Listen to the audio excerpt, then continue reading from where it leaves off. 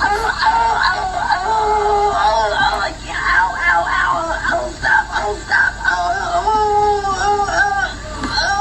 can't breathe. Stop. No. Oh, boy, dear. I think she's actually hurt. No, I think she is. Yeah, she's hurt. She took a hard fall off there. Okay. Gosh, I hope she's okay. Good morning, you fancy, beautiful people. It's Puck. It is the daily Puck Drop here on pucksports.com.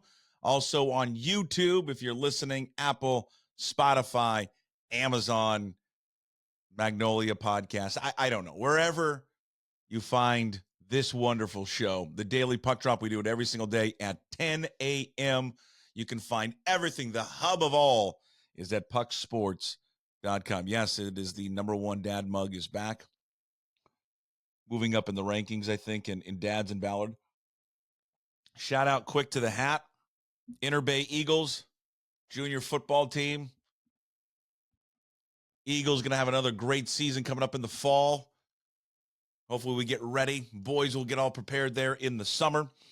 Coming up here today on the Daily Puck Drop, the DPD. We'll talk about the M's. Masters is underway. I'm not going to give you a leaderboard update, so because whenever you're listening to this, you're going to be like, well, that's behind, obviously. We'll update you on the Puck the Picker Masters pool. Seahawks offseason workouts underway. There's a cool story in the Athletic that we want to get to. I'll give you an update on the dog park gate. If you joined yesterday's show on the Daily Puck Drop, O.J. Simpson passed away. A Tybo Rogers update, and a quick thanks coming up at the end to Synthetic Turf Northwest. But again, Daily Puck Drop every day at 10 a.m. On all the platforms. The best place to get everything is at pucksports.com, but I understand how everyone operates. You are on your little phone, so Apple Podcast, Spotify Podcast.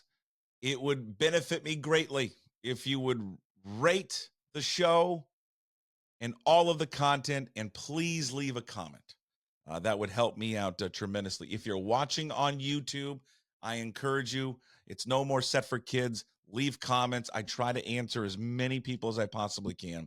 Thank you to everyone that is reaches out and leaves a comment. So on the YouTube, right on the bottom, just leave a comment, and I'll respond to as many of you as I possibly can. I hope everybody enjoyed yesterday's debut of the live show, Puck's best baseball post-game show.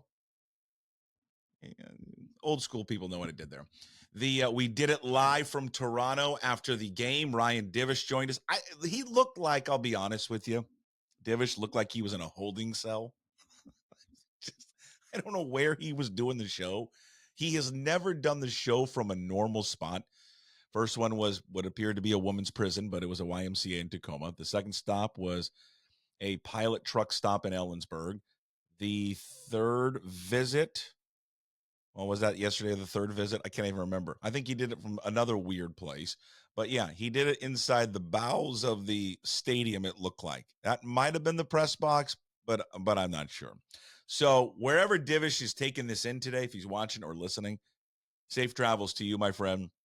He's flying back to the Tacoma area via O'Hare Airport, Chicago. So Godspeed to him. But if you watched the live show yesterday, went to YouTube, was supposed to go to X, but this Dumbo radio guy probably screwed something up. So, but at least we linked it out on Twitter. But it was a live stream, 40 minutes or so we went. Yes, the last 5 to 7 minutes was probably just a stream of me and this fat face of screw around on my computer because I, through the other platform, forgot to hit end stream. So I think there was a couple people that caught that. I'm so lucky I didn't say anything or just stupid or pick my nose or whatever. But I hope everybody enjoyed it.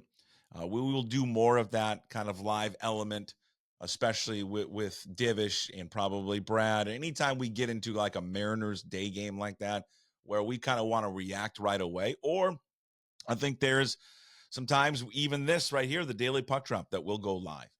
Breaking news, because, you know, on the old radio show, we were the breaking news show of record. So if news does break, we'll go live and just react to it right away. That's the beauty kind of this platform, because I can do it anytime, anywhere. In fact, tomorrow, the Daily Puck Drop is going to be coming to you live from the great state of Idaho, as we're going to go out there and My wife's parents got a cabin out there, so we're going to go out and I say cabin. It's not a cabin. It's the house. I have a house out there. We're going to go and spend a few days there. Essentially, I'm driving 400 miles or 380 to sit down on a couch and just watch golf. I mean, that just seems kind of silly, doesn't it? It just seems kind of odd. My wife's sending me like, "Hey, let's go do this hike." I'm like, "There's no hiking going on. I'm going to be sitting down unless we want to get up at like 5:30 in the morning to go hike. I'm not hiking. I'm watching golf. That's all I'm going to do." So tomorrow on Friday's show of the Daily Puck Drop, but we also will have Divish back on again. I don't know where he's going to be calling from or dialing up from. And then Chris Egan will spread his sunshine and joy. So we talked to you yesterday about the Mariners game. I mean, thank God they won because there was a lot there that I think a lot of people were going to be upset about with that game yesterday. Again, just the offense one more time, top of the order guys, not having good competitive at-bats, which has unfortunately been a theme this year for these guys. They're not making pitchers work. They're not making starters go deep into games. Meanwhile, the other team is making our pitchers work their asses off. Logan Gilbert on the postgame show yesterday, he was our hero. Yeah, we brought Hero and our GOAT back. I will try at some point to get all of the audio features so we can play those. Still working on that. All right. I'm kind of an idiot. But he was our hero yesterday. Divish went with Cal Raleigh, clearly for good reason, because he was the one that changed the game. And then the offense finally got going in the 10th inning. But they cannot rely just on one inning to kind of help them out. And there was just so many opportunities earlier in that game. Julio leading off with the single, and then it was just down in order. 1, 2, 3. Top of the 9th inning was probably the least competitive inning this year for the Mariners. I mean, their top 3 guys just go down in order, and it was awful. It was KKK. Just boom, boom, boom, done. So, but they got the win. They desperately needed it. It still was a bad road trip for them. But at least going home, that long flight, they feel just a little bit better about themselves. They certainly haven't buried themselves. It's 13 games. They're 5-8. They're only 2.5 games back of Texas. Clearly, it's too early to start panicking where you're sitting in the standings. Look at Houston right now. They're 4-9. I guess just the only worry with them is can for a third straight year you do it one more time where you play bad baseball for 2 months and then you're able to kind of flip the switch and turn it around. Now maybe they can. Maybe they can do it again. It's just you're asking a lot of that team to try and do it. And I just think the frustration probably for you all out there, and it's the same frustration I share, is it's not so much the record that bothers me because I understand how long the damn season is. And I think everybody else does as well. It's just the manner in which they're losing. That's what's concerning because it is the same issues with the offense. It is the lack of competitive at-bats. It's the fact they continue to lead Major League Baseball in strikeouts, something they desperately tried to address in the offseason. It's the fact that a lot of us tried to say, hey, yeah, you're making these switches, getting rid of Suarez and others. You're going to take a step back defensively. And people wanted to convince a lot of people, Urias or Polanco or these outfielders like Raley, Canzone, they are just not good defensively. And I'm not sure how that gets better as the season progresses. I just think that's who they are. The problem with that is I think it's and I think we've seen it early on. And I think you've seen the frustration from George Kirby on the mound, which I do think he needs to tone down a little bit, is that these pitchers are trying to be so fine and so perfect because, frankly, and they'll never admit it, they don't trust the defense behind them. And that's kind of scary, I think, for a starting pitcher. I don't think they fully trust. And why would you? Look at some of the results. I don't think they fully trust the guys behind them to make plays. And so I think their mentality right now as starting pitchers is, well, we've got to do it all on our own. And I think that's a lot of pressure to throw on their shoulders. And that, to me, for them, and we've talked about this a little bit before, their line is so razor thin of them. They have to almost be great to win every single night. They're starting pitching. Like, look at Gilbert yesterday in the finale against Toronto. He's got to be damn near dominant. He can't wiggle it all because right now their offense, for the most part, minus the one inning yesterday, can't pick them up. And then their defense lets them down. But for one game, they were able to kind of rectify that. I didn't think, and we brought it up with Divish yesterday, no way did I think Jorge Polanco was going to make that play. That little blooper out there was at the 10th inning, right? That went on. I thought for sure that's going to go off his glove. He's going to bobble it. He's going to drop it. And I mean, the vultures are just going to pounce on this guy. But he made the play, gave their offense a chance to get there in that inning and put up a bunch of runs. But Cal Raleigh just continues to dominate the Toronto Blue Jays. John Schneider, who's the manager of the Blue Jays, who put his foot in his mouth last year when he said, quote, this was after an April 30th game. He said, quote, he's not very tough to pitch to when you execute your pitchers. You know, he's hitting 200.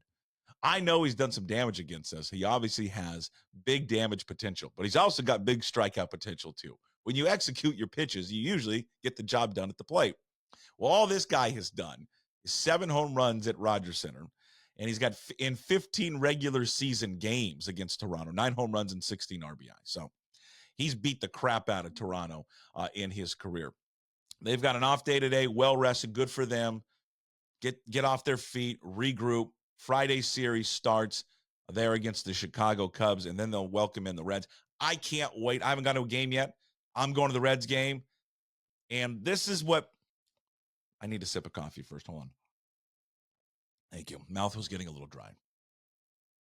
This is what I think baseball needs more of, and they do have some of it. Ohtani, guys that move the needle. I think Julio moves the needle. I would be interested, for people, other parts of the country when they come to town. I bet you there's kids and people that go there just to see Julio, right? Well, Ellie De La Cruz moves the needle for me and moves the needle for my 10-year-old son. I can't wait to get out there and watch this guy play. I'm just going there to watch him, for crying out loud. I want to see him do something special. Excuse me. I want to see him make a spectacular play in the field. I know it would be against our team. But if there's a way the M's can win, but somehow he can hit another inside the park home run, that's what I'm signing up for.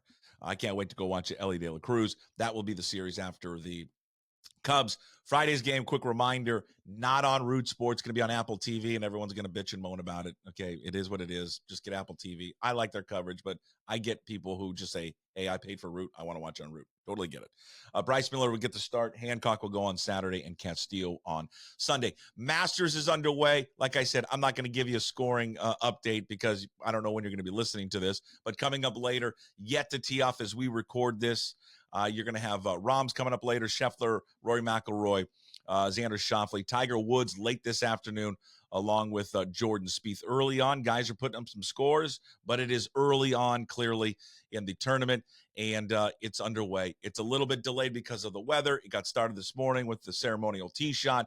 Jack Nicklaus, Gary Player, Tom Watson. It appeared they all hit it down the middle. Maybe Jack didn't, but Player looked good. And Tom Watson looked good.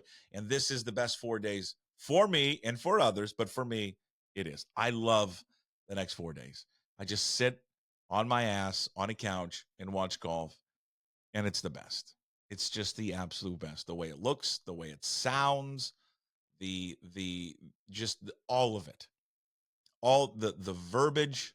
Can't call them fans. We got to call them patrons. It's not the back nine. It's the second nine. It's just, and I know how much a dork I am about it. I get it. If I weren't a golf fan and I was watching or listening to this, I would be like, you're a nerd. I know, but it's just, I don't know. I just love it. I love it to death. They finally admitted, I had a buddy of mine, shout out to the Magnolia Belly who sent this to me.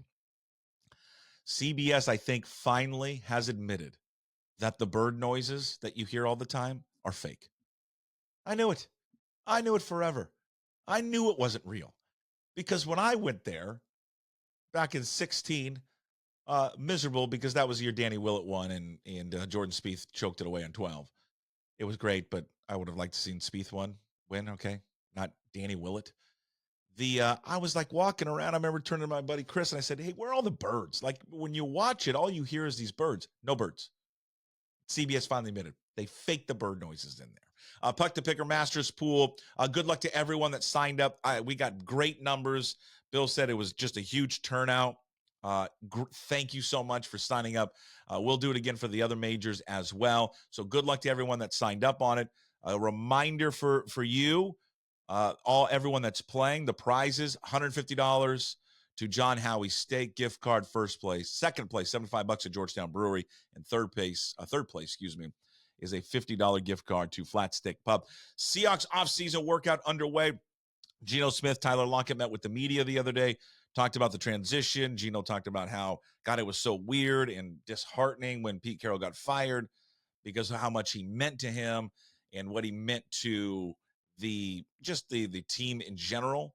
And yeah, I mean, it's one of those things, I think, for all those players, that it's going to be a tough transition, right? I mean, they love that guy as a head coach. I mean, Pete Carroll was everything to them. And the funny thing is they both talked about it.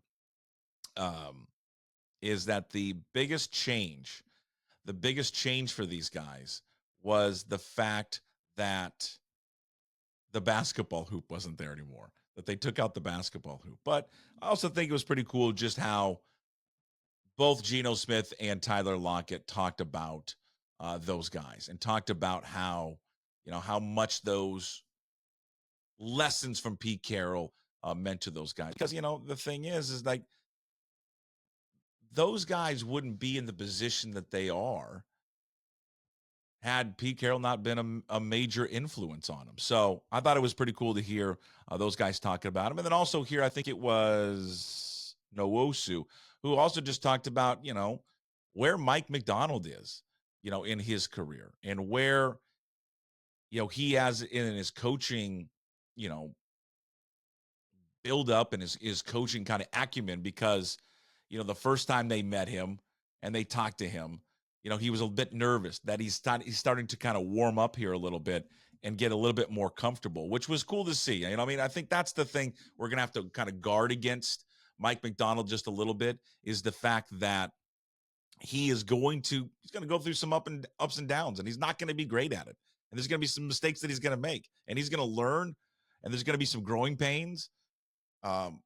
But I think ultimately he's going to be a good hire, and I think people are going to like what Mike McDonald brings to the table. But they're underway, Seahawks offseason workout and all of that. And so it was good to see those comments there from Geno Smith and Tyler Lockett yesterday. Quick dog park update from Gilman. If you joined us yesterday on the Daily Puck Drop, I yelled it to people to get off the baseball fields because they're ruining the infield. And there's a Facebook group out there. I'm trying to desperately get into this Facebook group called the Gilman Dog Park Group, which they advertise that they take their dogs to a baseball field. Like, how stupid are these people? Like, how dumb are they? Apparently, because I was nice and introduced myself, they have filed a complaint with the Ballard Little League Board. What are you going to complain about? You're breaking the law, you putzes. Your dogs are crapping over the field, tearing up the outfield and tearing up the infield. I've never met a group of people that are dumber than this Gilman Park dog group. If you know someone in this group, the Gilman Park dog group on Facebook, here's what I would do. Disassociate yourself as fast as you can from these putzes. All right? And walk away, because they're idiots. Speaking of idiots, O.J. Simpson passed away today, died of cancer. That news coming out at 76 years of age. Here's my favorite thing on Twitter. So they put a statement out, does the family, announcing that he passed away. My favorite part is people that quote tweet that to say O.J. Simpson died. You don't say. That's what their message said. Their tweet literally said O.J. Simpson has succumbed to cancer. And then people are like, quote tweet, O.J. Simpson passed away. Really? I couldn't have read that myself, that he passed away. I mean, people are going to remember him differently, but 99% of the people are going to remember him as a murderer. So, I mean, that's the reality of it. Pro Football Hall of Fame, I think he's still in there, and he still has his stuff up there, but that's what he's going to be remembered for. And ultimately, he should be remembered for that. I mean, people are going to get this debate what he did on the field. I mean, I get what he did as a player, but he wiped that all out, what he did off the field. And I was talking to my wife about it. I feel like that whole incident that happened back in the 90s, it felt like the birth of reality TV because people watched that. They were glued to their television set to not only watch the chase, which was happening during was it game 6, game 7, game 5? Was the NBA Finals, Rockets, Knicks. I mean, they had a split screen of showing the game and then the car chase. And I think it was halftime or during the game, Bob Costas had to come on and talk about it. I mean, this is the NBA Finals, and they're breaking in because that was the bigger story. That's what everybody was focused in on. And I think TV executives and the media, when they saw that and they realized the power of just like reality television, the trial, the characters that came out of it, that was the birth of it. And it's weird because of the Kardashian family associated with it, Robert being one of the lawyers, and then now what's gone on with his family. But yeah, that's what he'll be remembered for. And it's just what a weird, just an unbelievable fall for that guy. I mean, he was not only a great football player, but when he made the transition, he's probably one of those first athletes, not the first one, but one of the more successful athletes that made that transition into broadcasting and then the movies. And I mean, he was a huge star, and then that happened, and obviously changed kind of the course of his life there forever. The Tybo Rogers update: the University of Washington running back who was was accused of 2 counts of rape. There's another incident that is out now that he assaulted a bicyclist here back in March. A 21-year-old Shoreline Community College kid assaulted him because the Rogers and another teammate, they haven't identified the teammate, was upset that he was riding his bike in the street, and so they were honking at him and being aggressive with him. This guy on the bike, and again, all bicyclists don't do this ever, made a gesture or spit at them, and then they chased him down. They chased him down a flight of stairs when he got off his bike, and they followed him when they got out of their car, and then beat the crap out of him, apparently, or slapped him, bloodied his lip, broke his glasses, threw him on his bike, and all that kind of stuff. It's interesting because after the second incident, the police report in their write-up said, we don't agree with him being out or being let out on bail because we think he'll do another violent incident again. And then he did it in March. So, there's a lot of stuff that's going on with this story. It's disgusting, all of it. To me, what it reads like, I wouldn't be shocked if there are more incidents with him. I just reading those 2. They're very similar in his MO, what he allegedly did to both victims. And something tells me maybe that this isn't the only time that he's done something like this. Just the way that the pattern of it is. Here's the other thing I'll say about it. Coaches can suspend players anytime they'd like. They do not need Upper Campus to make that call. That narrative is not accurate. Coaches at any time can suspend a player. This is not an Upper Campus call on when a coach or a head coach or an athletic director wants to suspend somebody. They can suspend a player whenever they want. Okay? Understand that. And also understand it is not Upper Campus's call whether the kid plays in a game or not. That is the head coach's call. That was Kalen DeBoer's call. That was Ryan Grubb's call. That was not Anna Marie Casse or anybody else in the athletic department. Based on the Title IX, yes. But playing time, knowing what they knew, and all of that, that is coaches, just because people are getting confused. Coaches, anytime can suspend a player. Anytime they'd like. For whatever reason they come up with. You see it and hear about it all the time. So there's too many of this narrative coming out there that it was out of the control out of the hands of the coaches. It was not. It was not out of the control of the coaches. That is just simply just not accurate. All right.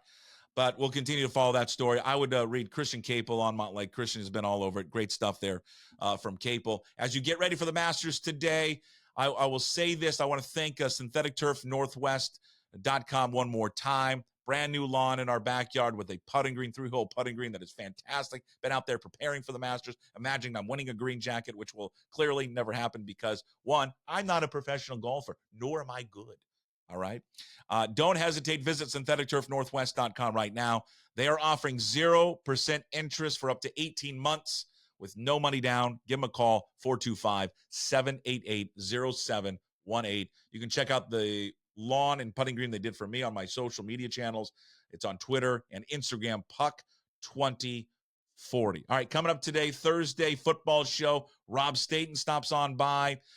Brought to you by Superior Linen Service. Mike Garofolo will stop on by Hartley and Hartley Insurance Dogs on Fox Island. We'll get news and notes from Garofolo.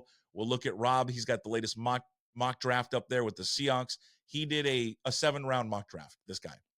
He's a machine. He's a cyborg. So we'll talk to Rob about the draft.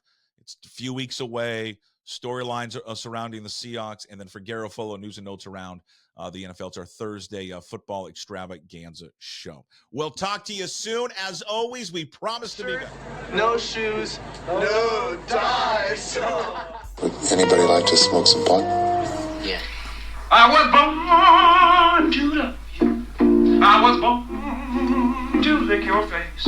I was born to rub you. But you were born to rub me first. What do you need my address for?